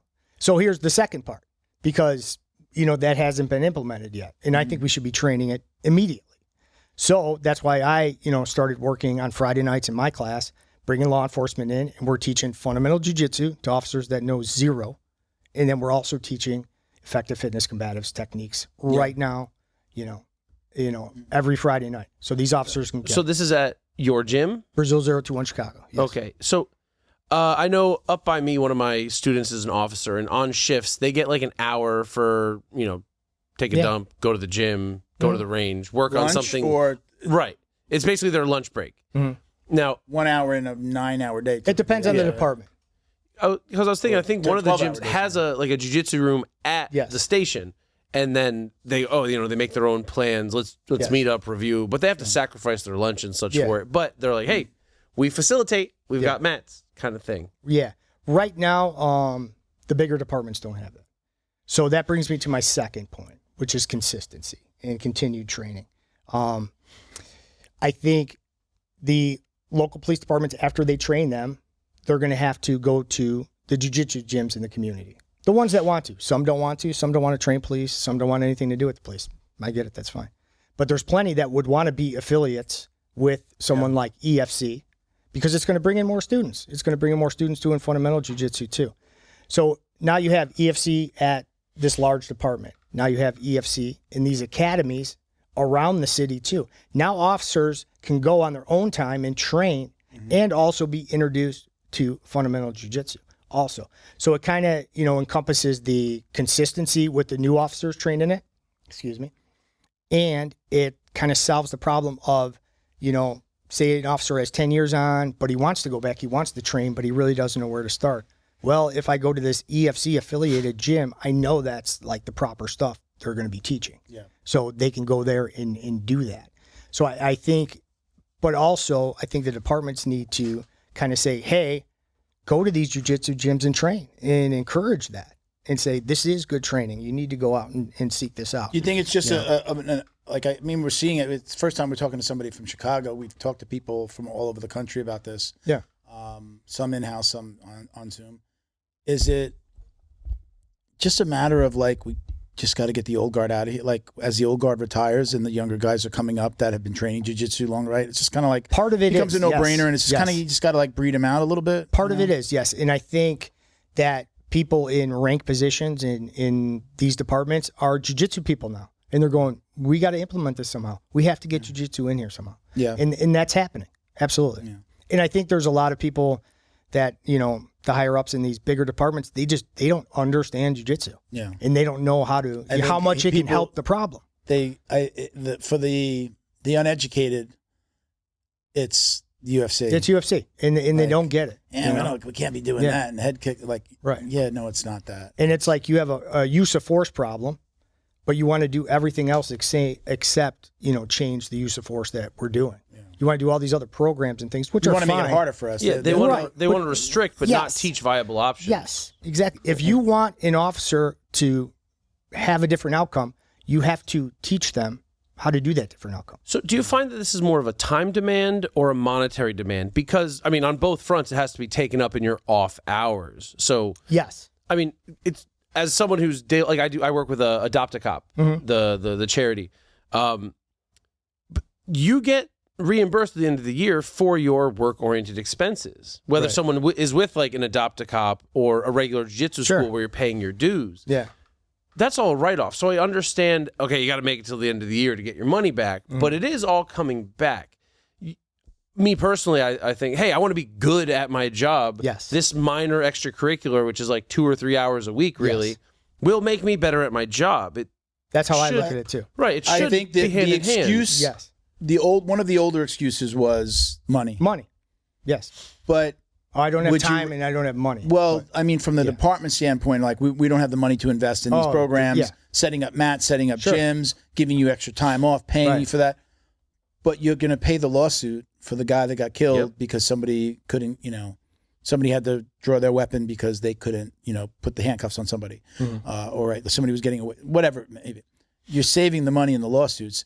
Right. I know somebody like Jay, I forget who we had on that was like citing Jiu-Jitsu 5.0. What's his name? Jason from Jiu-Jitsu. Jason from Jiu-Jitsu 5.0. I think he might have been the one that was like citing some of the numbers, but it was a long time ago. But if you really look at it, like I think it's the use of force complaints. Yes. Go down for the individual. You can like look at an individual officer who learns Jiu-Jitsu and these defensive tactics. That their complaints go down. The lawsuits go down. And the IOD to officer and subject, I think, goes down too. Those numbers are all there, I call this, and I don't want to say that he didn't have this in his vocabulary before, but I watched the Joe Scargill interview that you did on Man of the Law. And he used something that I think he got it from me, where I said there's a quiet confidence that goes along with learning how to fight. Absolutely. Learning jiu-jitsu, learning how to fight. Yeah. Right? You could not know how to fight. I did this as a young guy. Me and my friends would walk into a bar and we'd be like, we wanted to start fights. But again, once you start to learn how to fight or train, the first thing I realized is like, oh, I don't know what any of these guys know. These guys could all be doing what I'm doing. And you're like, you're immediately like, oh shit, I was just training with a freaking accountant who could murder me. And he looks just like that guy over there, that guy. So you immediately realize you don't know what other people know. And that calms you down, other than the fact that, like, especially with jiu-jitsu specifically, it humbles you immediately. You're like, fuck, man, that fucking that 16-year-old kid just kicked my fucking ass. Right. So like that, it humbles you, but I called it, there's a quiet confidence that comes along with. After I started to learn how to fight, I didn't walk into the bars and the clubs the same way with my my chest all puffed. I was just like, I want to be over there away from if there's a fight over there, I want to be over here. I don't want to get involved. I don't need to get involved. If it's going to affect my friends, my family, somebody's going to hurt me, then it's coming out. But it just wound up being like, you want to start a fight because you're not confident about it. You're insecure. You're trying to prove something to everybody, right? Versus, I could probably kill that guy. And like and again, sometimes you're trying to impress the people that with you, but my girlfriends, my wives, my whoever that I was with, they know, like, I don't have to impress them. As a matter of fact, they'd be like, don't go over there. Don't do it. It's not worth it. Let's get out of here. Yeah. So again, that quiet confidence that comes along with you're talking about just like a year in, a white belt with a couple of stripes. It's just like carries himself differently. And I guess we know it from the inside. Right. You really do get humbled. You're just like, you become a different person. We see it in kids. We see it in adults. I have a great story in my last gym where one of my friends, his son was getting bullied, and he got called to the school, and they called him on the phone and said, your son got into a fight and we need you to come down. He said, is the other kid okay? He asked that question because he knew his son knew how to handle himself, and he's just like, they didn't say he was getting bullied. His son tells him later, hey, he's bullying me, and then I defended myself. Is the other kid okay? Is he hurt? And he's like, no, just come in. That kid, that bully, wound up coming to my gym. Wound up training coming to our gym, joining the gym, not because of that, like just randomly came to that gym. So now the bully is at his gym. At his school, They're the best of friends now. That's crazy. Those two guys are best of friends. They hang out like the same crew all the time. It's like an amazing story of going from like that kid was a bully. And it's like he trains, his sister trains, and the dad trains there. And you could see where he gets the toughness from because his dad's tough. But you could see now they're just all friends, and they're just they're the young men now. These guys are all like 18, 19. But I saw them come in. I was there for 7-8 years. So watched them come up. But I think that's a great story about how it humbles even a kid bully or even an adult bully. But again, quiet confidence that goes along with it is how I think most of us wind up walking around. Other than we love wearing our shirts that say what we do, you know. We're not walking like this and like looking for the fight. You kind of. But imagine it the other way. Imagine you're a police officer and you go into a domestic situation and you don't have that confidence because you don't have the skills. Imagine being in that situation. That's how I looked at it too. Imagine walking in there and go, I have no idea how to handle this situation. If this goes bad, I'm fucked. But so I was kind of getting to that where you're talking about the use of force complaints go down. Because you're also walking into the average situation. Very different. You don't know what to do, and you're coming in like, am I going to draw my gun? What am I going my gun? Am I going to my my taser? Like what am I about to do? Versus walking into that situation like, if this guy swings, I know what to do. Versus the young officer that goes into that situation goes, if this guy swings, I'm drawing my weapon to shoot him. So that quiet confidence even extends to that. And then you immediately enter the situation differently. I'm not a cop, but I know from the conversations that I've had and my dad being an officer, you walk into that situation. You're looking at de-escalation. Totally you're coming into it de-escalated. You're coming into it like, hey, what's going on here, guys? Can I get you versus like, hey, what's going on? You shut up over there. You immediately come into it as a different human being. And I think that immediately de-escalates, and it's just like, okay, this cop isn't coming in here like an asshole. And guess what? If I physically control you properly, I've just de-escalated this. You know what I mean? Because now it hasn't completely blown out of control. Because now I physically controlled you properly. All of a sudden, everything just came down because it was done properly. You know what I mean? Instead of raising the level. Going back to Zizinho before, he's at Miami Gardens. He's still down there, right? Last I talked to him, he started older, right? He's got on the force older, but I know that he was telling me like I remember when people can look at the episode. He was kind of talking about like showing up at situations where they'd be like, go ahead. It's all you. Go ahead. But he also, not only because of his jiu-jitsu, I believe he has like a psychology degree, or he's educated in, I don't know if he's got a doctorate or how far he went. Like human behavior. He's taken I believe he's got a college degree in psychology, something like that, or behavioral psychology, something along those lines. So it was like, or he was even like, not a social worker, maybe like was in social work, I think. I think when I never really asked my friends what they do. It just doesn't come up. but I think it was in like medical equipment supply. So I believe if I remember correct, like he was doing some type of social work before he got on the force.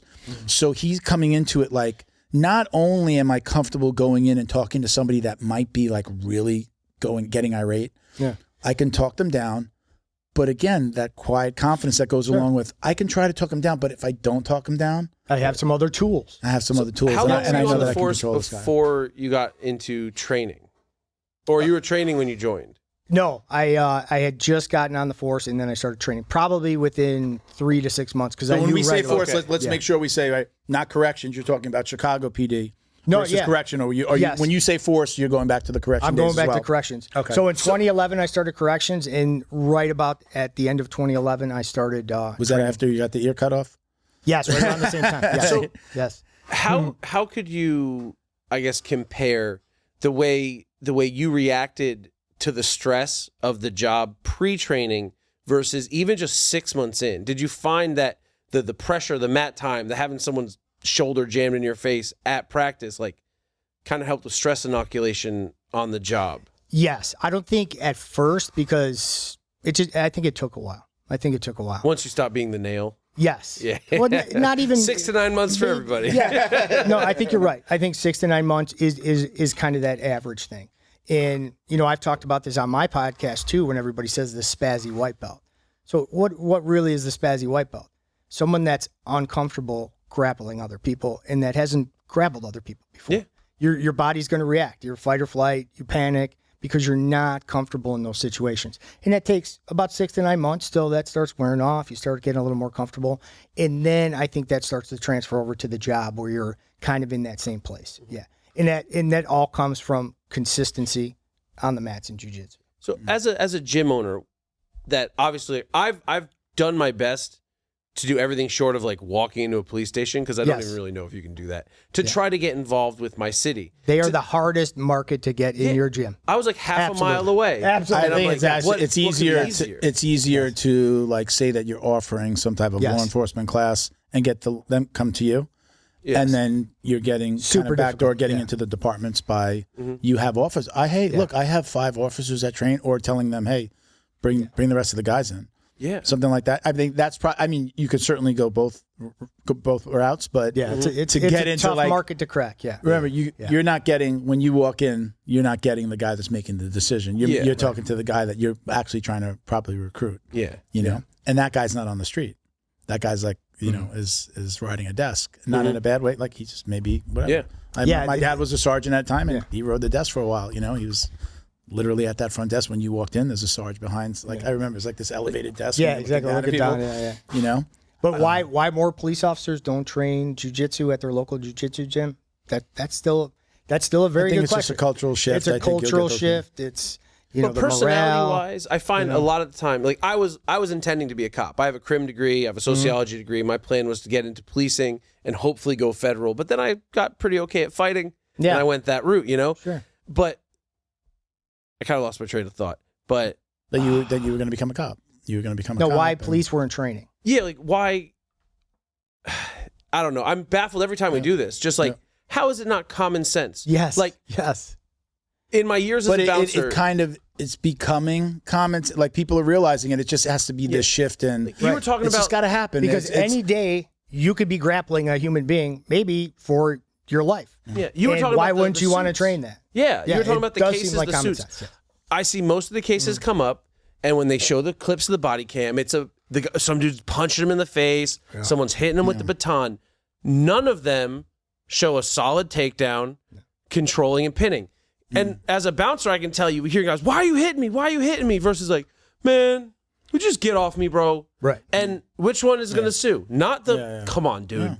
Just like on that level alone, like you were talking about suits, we're going to get less complaints. We're going to have less trouble. We're going to go to court less. We're going to have less lawyers. And why don't you see the good jiu-jitsu videos? Because most of those times they get handled and nobody's recording and nobody cares. That's not the good stuff. And they ended without a problem. They ended without a complaint. I do like when we do see them on occasion. Like Tom DeBlas is great as like putting out good ones. Like, Did you see the one that with Rafael Rebello? Rafael Rebello runs Top Team Deerfield. He's a police officer in Deerfield. I found out he was a cop because I saw a random police video. Some guy was getting crazy in a 24-hour fitness, and he like foot swept him, knee on belly, turned him over, locked him up, and was like, all right, buddy, come on. Yes, I did see that. Yeah. Yes. And Rafi's, he fought at like 135. He's not a large man. But he was like, hey, come on. Whoosh, and just sitting, all right, buddy, let's go. And he goes, dude. I always tell versus like bloodied up, call the ambulance, right? You know. I always tell officers if they take 1 year of fundamental jiu-jitsu, you know, look at use of force and how they use force. It'll definitely change. It'll definitely change their mindset. I think it would be incredibly eye opening. Yeah. And if you just dedicated 1 year. Yeah. It's kind of like you don't know what you don't know. Right. And then when you start to know something, when somebody goes, exactly. and shows you this thing, like you're like, I want more. Give me, like, I need, okay, what else do we do? What else can I do? Where does this go? That's like the double-edged sword. I took my first class at Brazil 021 Chicago. Shout out to Brazil 021 Chicago. And what's the 021 stand for? 021 is the area code for Rio de Janeiro. 021. So that's how they came up with Brazil 021 because they're both from Rio, and 021 is the area code. So it's kind of like a shout out to Rio de Janeiro. Brazil. And go on. So what was I saying now? I have no clue. Oh, yes. So, double-edged sword. I take a noon class, Brazil 021, first class ever. I get destroyed, probably by an accountant. You know what I mean? Like, he puts on a suit and goes back to his office job, and I'm like, that dude just whooped me. Whooped me. I'm almost throwing up in the garbage can. He's smothering me, you know, probably taking it easy on me because it's a trial class. I think he's trying to kill me, but he's probably taking it easy. Two things happen there. Either the grown man says, I need this because this works. Or fuck this. Or they say, fuck that. My ego just got bruised, and they never, ever come back. You probably have guys come in. That's in every gym. I've seen them in my gym. I don't own a gym, but I've seen it in my gym. That's what I was referencing. I spent a year in Colorado Springs. That's the ego. And I trained a lot of military guys. I had like 5 or 6 special forces guys.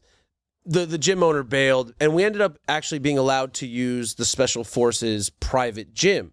And the only reason we were allowed to use it is because the officers had decommissioned hand-to-hand combat for the people at Fort Carson. And they have this beautiful room. It's 5,000 square feet, Dolomars, floor to ceiling, cage in the middle, dusty. Like, we're sweeping it up. And they're like, this is beautiful. Yeah, like, we can just do this here. Like, this is great. They're like, yeah, we don't do hand-to-hand combat anymore. You can see the basic of, like, Army combatives, and it was insane. It was 50 people run across the room, and they each got 15 seconds. The instructor's like, I got boxing gloves. I'm going to give you some punches.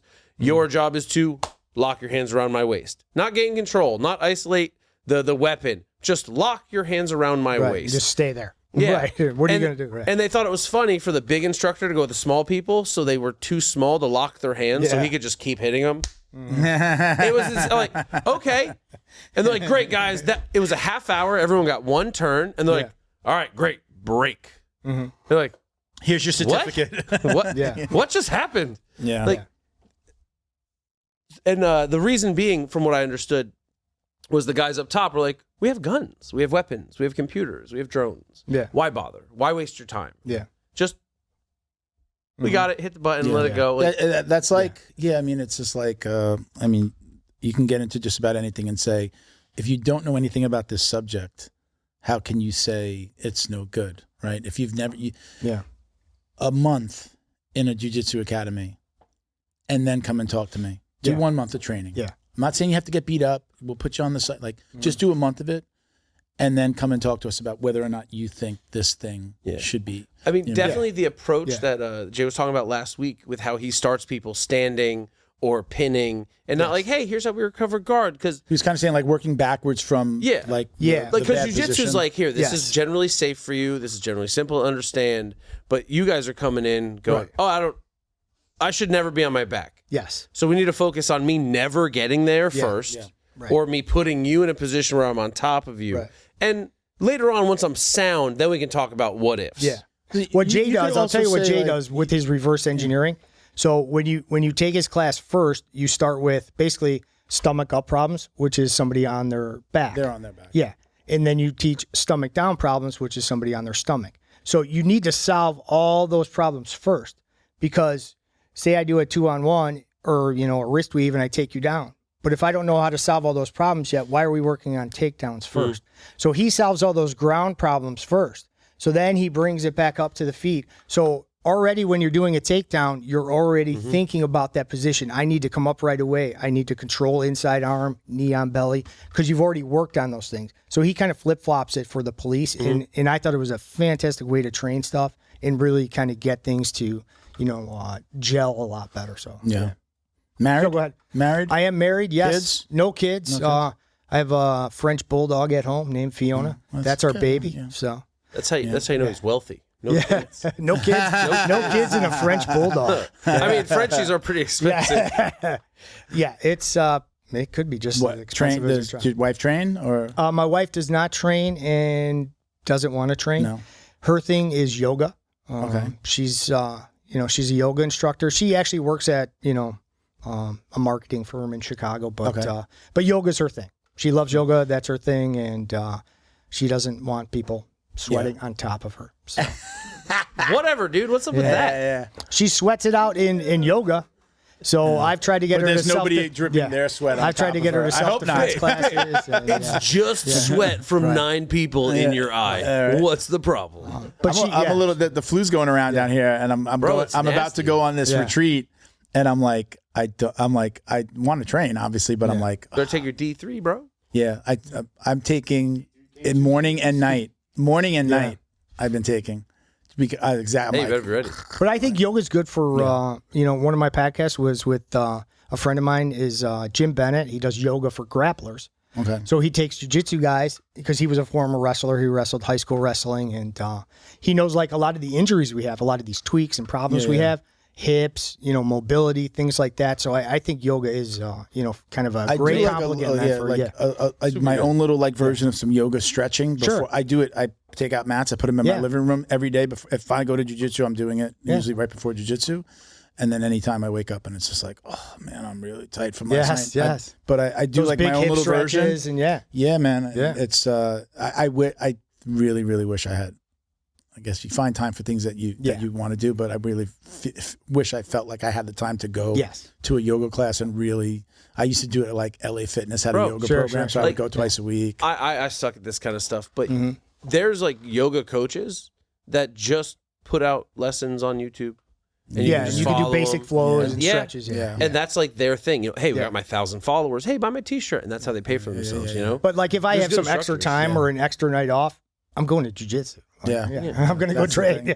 If I have to be there and do that, I can make it becomes habit, and I'll I do yoga on Wednesdays. That's what I do. I can do it. If it becomes that thing for me, then it's easier for me to do. If it's like left up to me, well, I'm at home. Well, let me find a yoga video. Yeah. Or go have that ice cream in the front. You can watch the yoga. Look, every downward dog gets a scoop.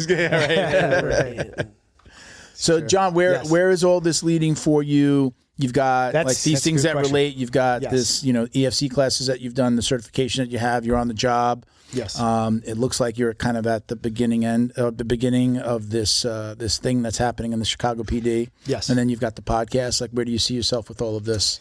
Very good question. Tell me how it comes together for you. Yes, very good question. I believe there's a vision here. The second you said your wife is in marketing, I'm like, yep, there's a method to the madness. I know there is. No, kind of, I've kind of been really playing this journey by ear. It was never, this was kind of a fun side thing that I kind of put together. Yeah. And what's been great is I've been able to do things like this, meet new people. 5 years, fun side thing. 5 years later, right? Maybe 6 years. The main goal is to still get officers in on the mats. Maybe possibly doing, being an affiliate with EFC and teaching that. At Brazil 021, being an affiliate under their flag, bringing more law enforcement officers in, and just kind of taking it where it goes. I still have, 78 years as a police officer, and I still enjoy what I do, and I still want to do that. And, but I still want to bring definitely the benefits of jiu-jitsu to police officers and how much it's changed my life and affected my life. And, it's kind of wide open now. I'm just kind of taking, opportunities as they come. People say, hey, they want to talk. I might come talk, and What do you think about? This is the question I was going to ask you before, and I forgot. Safe rap. This Henna Gracie, Huron, safe rap. You don't have. I mean, I feel like people have been I've asked it a few times, and like they dance around it a little bit, or you're like gonna get me civilly sued. Yeah. I mean, what do you share your thoughts if you'd like? Here's what I can say.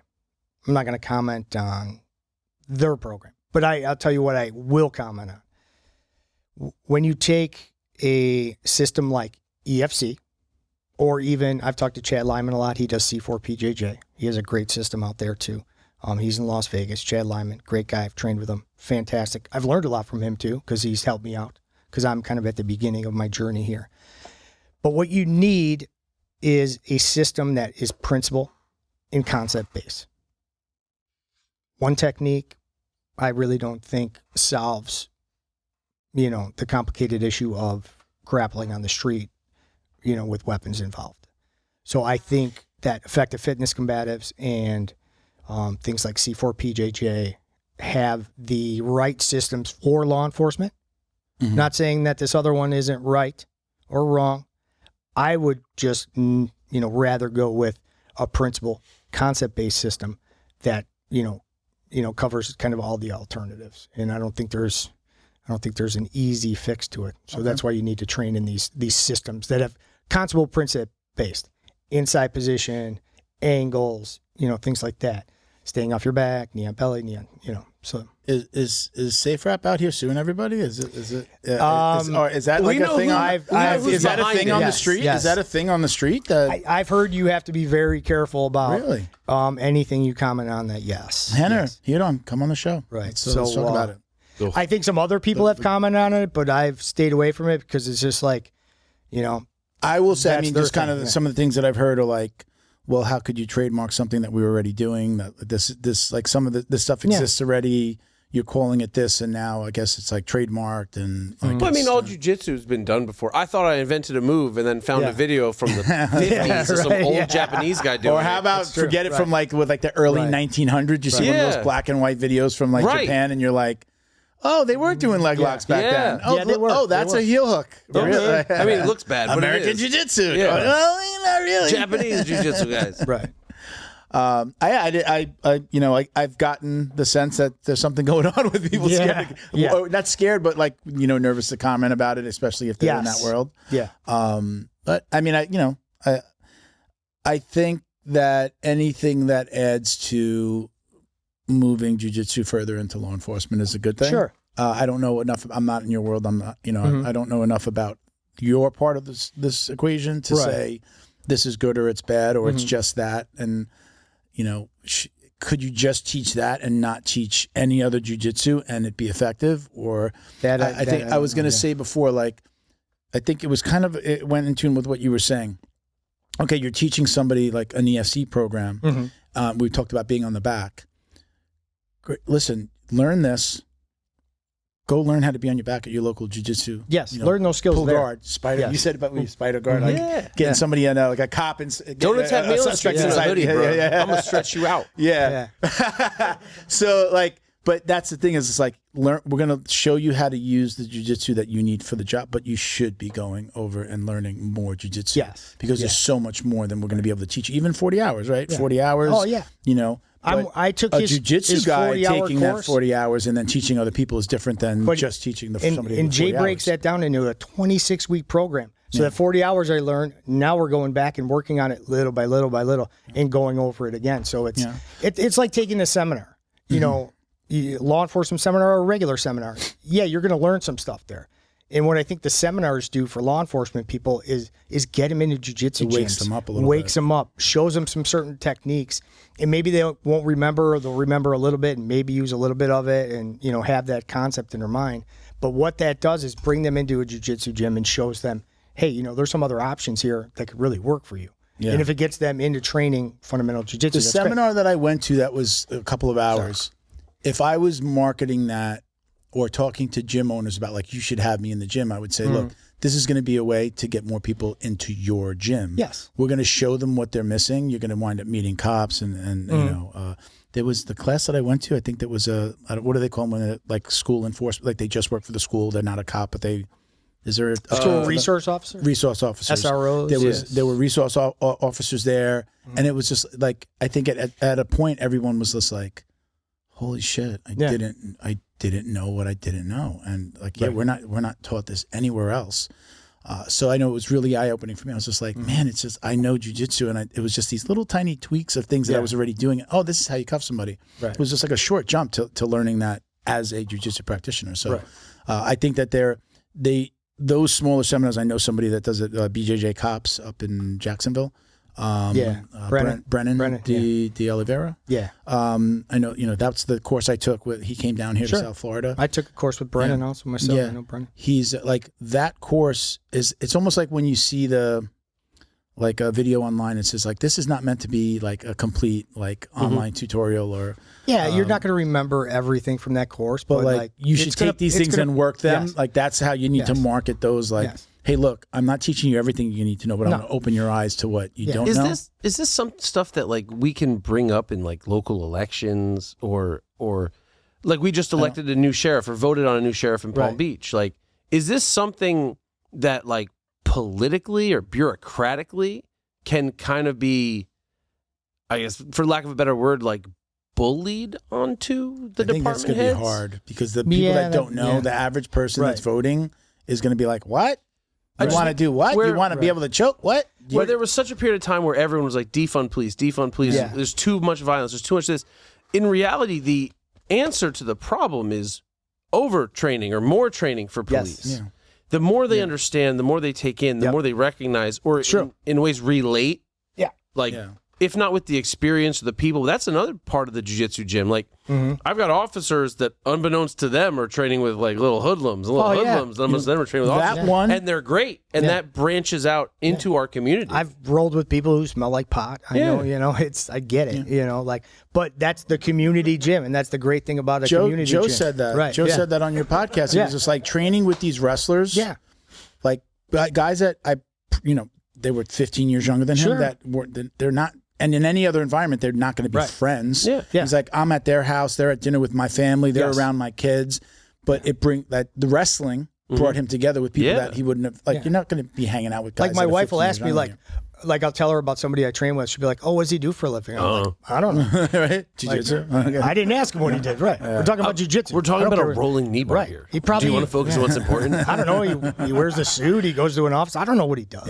So it's that's the fun thing about that. Like, none of that matters once you get on the mat. It's funny when you do find out somebody that you've been rolling with for a long time, then you're like, oh, wow, yeah, what do you do? Right. And you find out what they do, like, I would have never freaking guessed. No, exactly right. So, Run swingers part. Yeah. All right, listen, let's, we're gonna start to wrap it up. We're going to get to something that we call the drill down. The drill down. All right. These are some of the most commonly asked questions, so we put them into, and we ask just about every guest. Okay. So we're going to run down these real quick. You feel free to elaborate. Feel free to jump in. Gi or no gi one of them? Yes. Oh, okay. Gi or no gi? What's your preference? Oiled up and naked, Roman style. Yeah. Did you say boiled up? Oiled up. Oiled up. Boiled up. What? That's new. I enjoy no gi better. Yes. Yeah. And I like to start standing. See, he's athletic. That's what it is. So the next one is takedown or pull guard? I'd rather take down, yes. Okay. Music during rolling? Yes or no? Advanced class only. Yeah? Yeah. The adults? Adults, advanced class, not fundamental class. No. Okay. What do you, if you're controlling the music dial, if you're controlling the iPod, I sound like an old man right there. You're controlling the music. Yes, I would go a little more. What's your go-to? Classic rock, but I'm also a big Metallica fan too. So it's Ask me what I was listening to on the way here. I have one Metallica song downloaded to my phone. I'm not like anti-Metallica. Harvester of Sorrow. I love this song. I saw the video of like the football team coming out to Enter Sandman. Is it Fuel? Oh, Enter Sandman. Yeah. Oh. There's nobody knows football here. It's a college team, but they come out. Mm-hmm. There's a video and it shows the stadium. It's just like, they start to play the song and it's like, and in the car you're getting goosebumps. You're like, oh man. I just kept on going back to the first minute and 13 seconds of like just the beginning, and with the drums and the riff. And on the video, it's just like they go to the coach. They're going to come out of that the tunnel, the tunnel. Yeah. And it's the coach, and he's just fucking like serious. Yeah. And he's got the whole team. They're just, You cannot look at that and not be like, I just want to run through a fucking wall right now. I want to go to jiu-jitsu right now. Yes. Right? Fun fact. Fucking great. And I was just like, I went right to my phone and I just downloaded it and I was just put the phone down. And on the way here, I just kept on listening to the first minute. It's a minute and 13 seconds, so it really runs. Just repeat it. Right. I just kept on putting it back. I chills and just like amped up. But I'm thinking about the whole stadium is everybody is just like the guy with the trumpet, like the band is like. But you got to remember too, I train with Brazilians, so most of the time it's like this Brazilian music. I have no idea. I just love that. That's my new hype song right now. But like that's the one Metallica song I have on my phone. One of my good friends, Seth, is actually the head of security for Metallica. Really? Yeah. Nice. Seth who? Frombert. He's the guy who shows up to the venue at like 5 a.m. Goes, we got 3 tracks left, 3 tracks right, fire away, exit, blah blah, post. He's that guy. Yeah. Very cool. Yeah, I saw a video. Metallica. If they ever come here, he sent me a video. They were just in Chicago. They were just in Chicago like a month ago. Their show's crazy. He showed me a video. They had Auckland, Australia, 125,000 people sing him happy birthday. That's awesome. Really? It was crazy. To the security brought guy? him on stage. It's a seat. He's like, no one's gonna believe this. When I was a kid, Metallica was just like that was my high school soundtrack. I'm saying people were just like that was still when it was just like Iron Maiden, Metallica was like deep, dark, anti-Christ, like fucking devil music. Cannibal Corpse was still on the scene, brother. I mean, we're talking about I'm 51, so when I was a kid in my like single digits to the early teens, it was just like that's the devil's music. Still, like they were still saying that shit, right? I still have this question from last week. It's funny. I edited this for Jason. What's the most annoying excuse cops use for why they don't train jiu-jitsu? Time. Yeah. Well, I don't have time. Yeah, you make time. I don't need it, bro. Yeah. I see red. Right, exactly right. What would you be doing if you hadn't found martial arts? OnlyFans. Good question. I probably wouldn't be doing much. I'd be, still a beat cop and coming home from work and probably watching 4 to 5 hours of TV and going to bed, and I wouldn't be doing what I'm doing now. Having both ears cut off. Yes, maybe. Do you watch like a lot of instructionals and stuff like that online? Are you like Yes. Is it mostly the like most of it's law enforcement? Because Jay has curriculum out that I have access to, so I watch a lot of Jay Wadsworth stuff because that's stuff I show a lot. I'm on BJJ Fanatics. I'll float around, and there's a ton of stuff on YouTube. I love watching like the B Team guys and other crazy stuff, and that I can never do in my life, but I like to watch it. Yeah. Yeah. What do you think? You say in the B Team? I still have this question here. Because I'm still interested in people's reaction to the CJI versus ADCC. Oh, yeah. Did you watch? I watched some of it, and I thought it was great. And, I never really had anything against the ADCC. I see the beef, though. Yeah. But, CJI was entertaining. And the rule set's a little different. And I love the pads on the side. So it was cool to watch. I give him that. Absolutely. So, did Mo has resigned from ADCC? Wow. Yeah. Yes. That was just like this week, right? A couple weeks ago. I think. I think that I think what behind the scenes they say they let him say he resigned, but they were like ADCC is firing him. I mean, I've heard that he resigned, but he's just enough. Yeah. Over there. Yeah. Yeah. Okay. He's just not going to be in the forefront of stuff. But then I've also heard, hey, he's out. Yeah. So who knows? But I think jiu-jitsu is going to keep evolving. It's going to keep evolving, and I don't see anything wrong with the old school. Are you friends with Carlos Diaz? Did you tell me, he was my manager. Because is he still in the loop over there? Yeah, he runs like ADCC ref training for I think all of America. Yeah. Well, I'm sorry, you started to say something? No, I mean I think that jiu-jitsu is evolving and it's going to continue to evolve. But the nice thing is like me, once I got to brown belt level, I kind of went backwards. I'm like I'm just going to focus on fundamentals and police jiu-jitsu. I'm just going to go the back, just work on the basics and get really good at the basics. Because that's kind of where my age is at and where I'm at. Yeah. And I'm okay with that, and that's my game, and then I'm okay with it. Yeah, I'm not trying to learn barambolos. And dude, it's fun. You should try it. Yeah. Spine be damned. You could invert just fine. So, did you say gi or no gi? I said gi. You said gi? Okay, or no, I said no gi. I'm sorry. No gi. No gi, yes. Are you putting on the gi, though, once in a while? Yeah. Okay. Oh, yeah. I teach fundamental jiu-jitsu twice a week. Gi. Okay. Yeah. So this question plays in. Mm-hmm. Do you or do you not wash your jiu-jitsu belt? I wash it. Absolutely. Wash it. Get those germs off. Every session. Okay. Even when I got my black belt and it's still nice and crispy and black because it's only 3 weeks old. but I threw it in the washer. Because it's not magic to leave the sweat on it. No.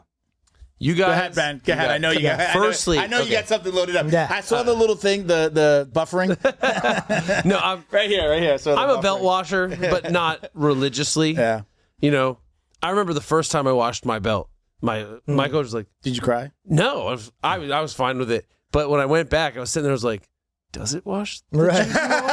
Do I suck now? Yeah, dude. My first day back, Yes. I was a blue belt at the time. I washed my blue belt. Like, probably got ketchup on it in the car, normal 21-year-old crap.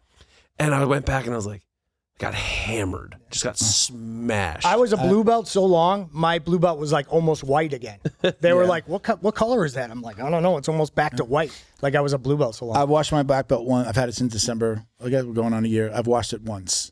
Yeah. Only because I've said this is like the last belt I'm probably going to get. I'm probably not seeing another colored belt other than, I might get one. I think my proudest item is my first black belt. I've been a black belt 9.5 years now. Oh, that's awesome. My first black belt, like, it tied it's so worn. Yeah. And it tied Do you still wear that? No. Or is it just away? My 40th birthday, my wife went way over what I would spend on a gi. She got me like a beautiful origin, a gold, and then nice. like a custom like embroidered belt. Yeah. So like I took a long time before washing that. Yeah. Man. I spray it. Neutral zone. I still have it. Going. As long as you're cleaning it. So another thing you guys can buy, if you don't wash your belt, you can buy a UV lamp. Yeah. Like I've had a UV lamp that people plugged say in my like, changer. I put it out in the sun. I mean, yes, but you gotta leave it out there for hours. I just had a UV lamp that stayed in my storage room, and it would disinfect a lot. I use Lysol. Yeah, you could spray with Or Lysol. I use the Neutral Zone Clean has a spray. I hang it up in the shower, put it on the shower rod, I spray it. I leave it there overnight. It dries up. I put it, You're not gonna lose your because I don't want it to be like I didn't want it to completely fray. You know how bodybuilders have smelling salts? Black belts just smell their belt. Yeah. Get right into Every it. once in a while I do go like, is this working? Is it I'm like, okay, it doesn't smell too bad. But that's what I've been doing, but only because like I know that if I did wash my belt. I always had two belts. Other than white belt, I had two belts at every rank. Yeah. Just because like I was working with flow and roll, I'd have an extra belt. My coach was like, hey, you should get this. Do you remember the brand Dom, D-O-M? Had a really great, it was really fat and it tied really nice and it didn't come out to loosen up as much. Yeah. I think they're still around. It was a great belt. He gave me a belt. He gave me one of the cheapies and he's just like, hey, he's like, you should buy one of these. So it wasn't like he was even tied to the belt that he gave me. So from Blue on, I always had a second belt. And then we started working with Flow and Roll. He always sent me an extra one, which I'm still waiting on my belt, Sean. My embroidered belt they're supposed to send me. I've always had that second belt. So this is the only time I don't have a second one yet. But that's the only reason I'm not washing it now. But I use every belt. It's just like I came home, it just went in with the gi. Just throw it in, wash it, hang it. Just can't dry it because then it would go. Phew. Sure. Yeah, exactly. Right. My A4 became right. A2. Exactly right. Shrinkage in your waist area. Yeah, never a good thing, right? No. All right, guys, listen. John, do you usually give guests a minute or two before we close out? Sure. Do you have anybody you want to shout out? I don't know if you're working with anybody, sponsors, this is your time to. Give your school a shout out, tell everybody. Yeah, absolutely. Instagram handles. My instructors at Brazil 021 Chicago and Brazil 021 Arlington Heights. So check out Brazil 021 Chicago, Brazil 021 Arlington Heights. My instructors that taught me everything I know, which are Andre Terencio and Hanette Stack. I'm a little biased, but I think they're two of the best in the world, which they really are. They're great instructors. From Rio de Janeiro, came up here with nothing, started their gyms, and they're just two fantastic people. Got a huge kids program, a lot of families in our gym, and I'm really proud to train there and train with them, and I think they're doing great things, and I want to be kind of on that positive end of jiu-jitsu, and I've seen people come in the door, and I've seen it change their lives, just like it's changed mine. That's why I'm here today. I have so many benefits and good things coming from jiu-jitsu, and it's all because of my journey in jiu-jitsu. And I never thought I could even get a black belt. I started at 35. I was like, I'm never going to get a black belt. It wasn't even on the radar. But here I am on a podcast. We're talking about jiu-jitsu. So I love this stuff, and it's been so great. The journey's been so good. So go to @manofthelaw on Instagram. I also have a TikTok, basically just mirrors my Instagram, and then the YouTube channel. You can check out some of my podcasts. I talk to law enforcement officers and other people in the jiu-jitsu fitness industry, and just kind of everything that goes along with, police and law enforcement and jiu-jitsu. And also for, the law enforcement training, big shout out to EFC Combatives, some of the best training I've had. Jay Wadsworth, thank you very much. So I keep on saying it wrong too. Yes. EF Combatives. Yes.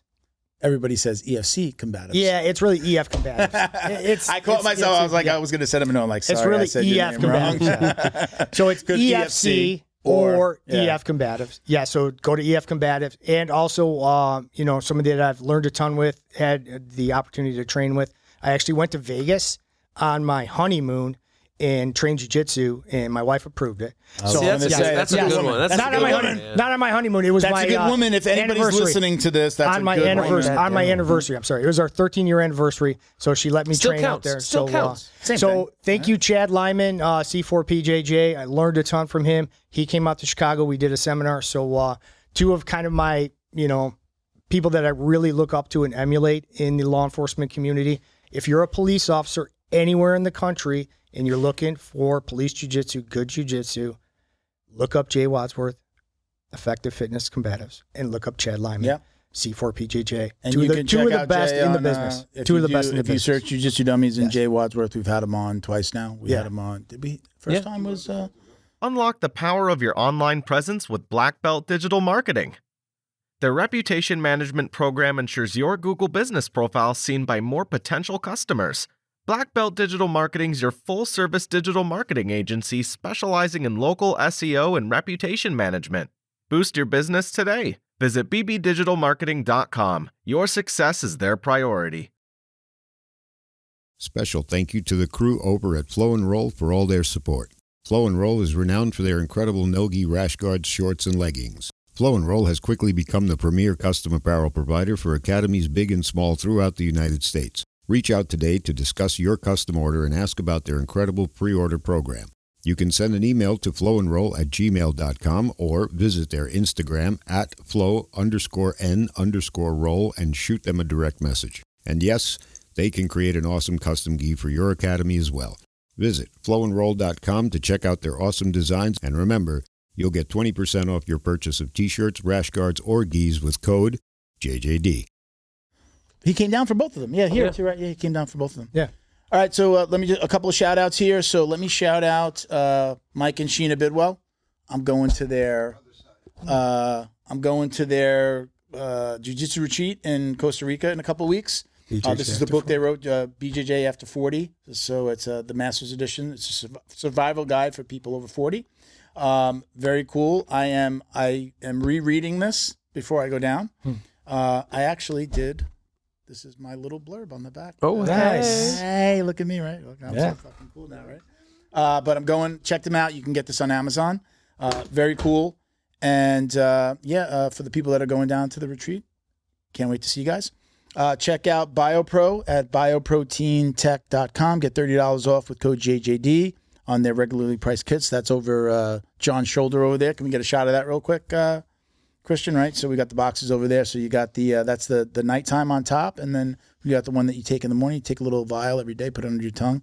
It's kind of like an alternative to HGH. And BJJ Box, they're back as well. Check them out at the bjjbox.com. You get 20% off your first order with code JJD20. And I think that's it, right? Did we hit everything? Thank you for coming out, Bo. Check out my OnlyFans. Yeah. Just search Ben Stark, and you'll see my OnlyFans. Check us out at Jiu-Jitsu Dummies for all the ways to watch, listen, support. My personal IG is Uncle Milty BJJ. I answer both. I'm on both of those channels. Thank you for watching and listening, everybody. Peace, love, Jiu-Jitsu. Whoosh.